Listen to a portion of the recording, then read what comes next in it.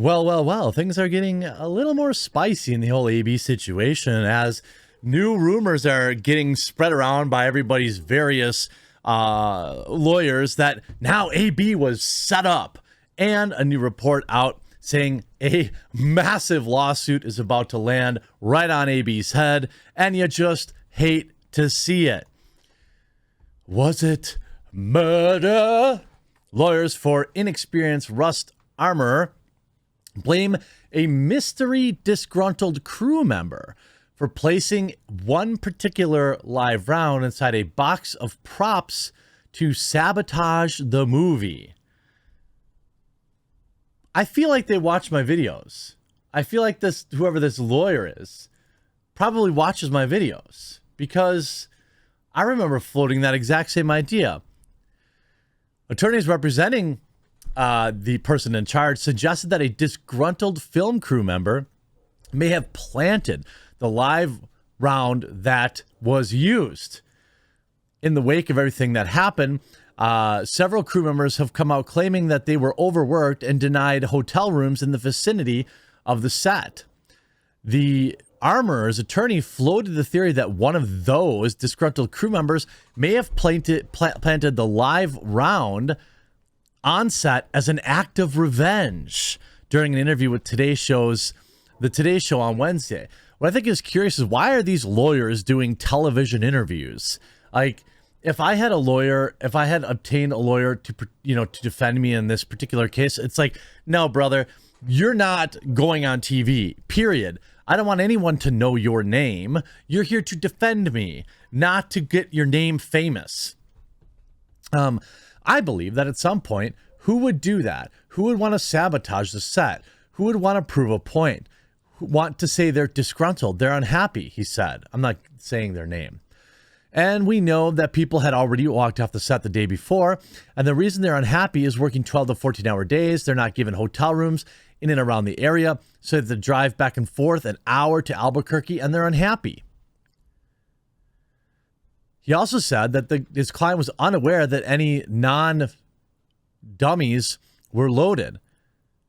She has not been named a suspect or charged with any crime in connection with the event, but she has retained representation. That's usually what innocent people do. Now, that's not fair. You should be able to protect yourself, defend yourself, and who knows, in these wild, crazy times, Now, the Armor then handed the vintage Colt to Assistant Director David Halls, who in turn passed it to AB and announced that it was cold. By the way, when I was on set, I heard this term many times. We're assuming that somebody put the live round in that box. But you know what's interesting to me? Let's say that that's true. Okay, let's say that that's true.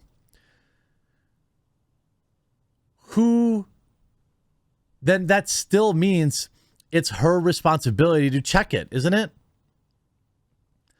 Like, isn't it also like, okay, let's just pretend that somebody did put it in there. Then shouldn't your normal checks and balances have discovered it?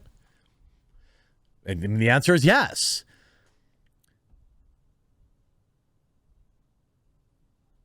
Now, the other attorney, so they have two, revealed that the item had been locked away in a safe, and the box of dummies were in a prop truck, which was completely unattended at all times. Again, don't you think that that's somebody's responsibility?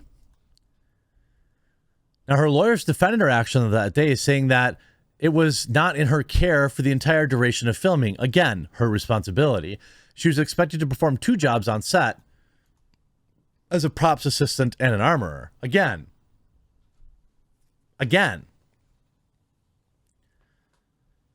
Still her job. After lunch, she handed it to she had loaded earlier to Halls, and then went about performing her other duties as a props assistant. She then handed the Colt. She did spin the cylinder for him. She did show him each and every round in the chamber, which there were 6. The problem is, when you look at a dummy round and you look at their appearance, they have the same kind of tip of those that do not have a hole in the side. They mimic and look like a real one. But that's why you just drop them out of the cylinder and you take a look. Like, that's what your job is.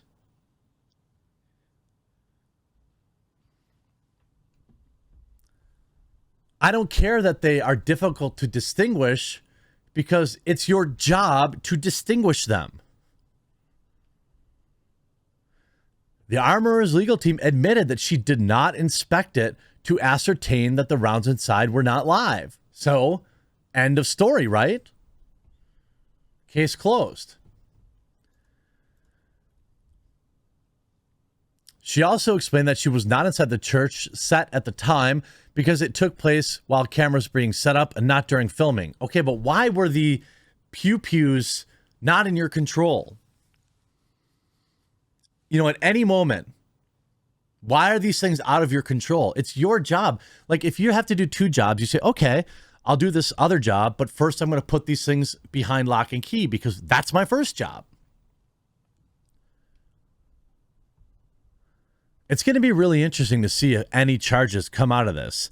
But what we do know is there is a massive lawsuit coming. Her husband now preparing wrongful termination suit, according to a report.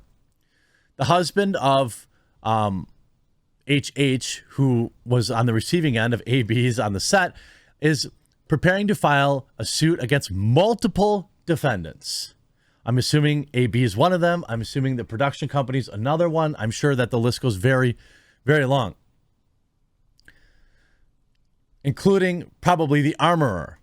On Wednesday, an attorney for the armorer suggested that it was possible that someone sabotaged it. But I guess that doesn't matter, does it? It doesn't matter if someone, quote unquote, sabotaged it. If you would have done your job, if you would have done the most basic parts of your job, then it would never have happened, right? So even if someone did sabotage it, then she should have been like, whoa, where'd this come from? And there should have been a huge investigation. But that never happened, did it? Because she didn't do her job. And one wonders what it would take for them to do their job.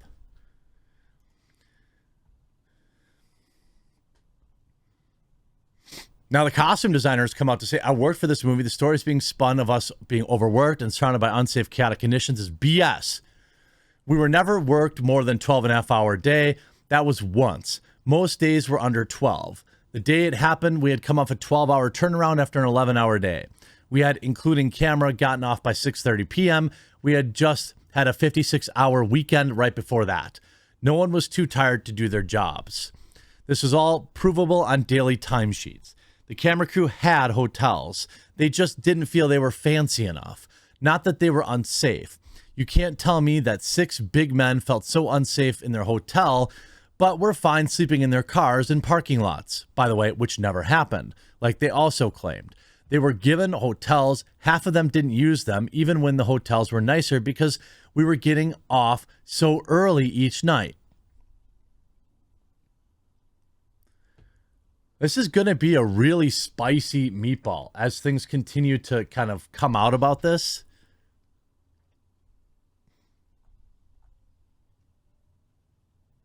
Our AD never seemed flippant about safety, she wrote, who reportedly handed him the item. Am I unhappy with it? Am I angry with him? Yes. But I won't jump on the bandwagon and pretend that he was uncaring about our safety through the whole way. Davis did, however, admit she'd push for more safety on sets, even to the point of banning live non-props completely. And that's what we see, you know, then we've already seen The Rock come out today and say, hey, I'm going to push for the banning of these because I want to make this about me. You can see, I wrote, nothing like eliminating a high-skill position held by hundreds, maybe thousands worldwide because of one idiot. The Rock Johnson pledging to stop using real pew-pews on all projects produced by his company.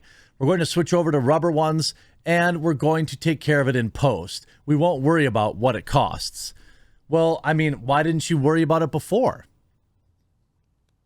You know, like, why, you know, suddenly a 1 in a bazillion thing happens, and suddenly you're like, whoa, This is wildly unsafe. I need to change something. No. The Rock is just making this about him. AB is about to get hit with a massive lawsuit and potentially still not off the hook on criminal charges. If you enjoy my coverage here, please make sure you click that red subscribe button down below to stay up to date on all the latest, and we'll talk to you again real soon.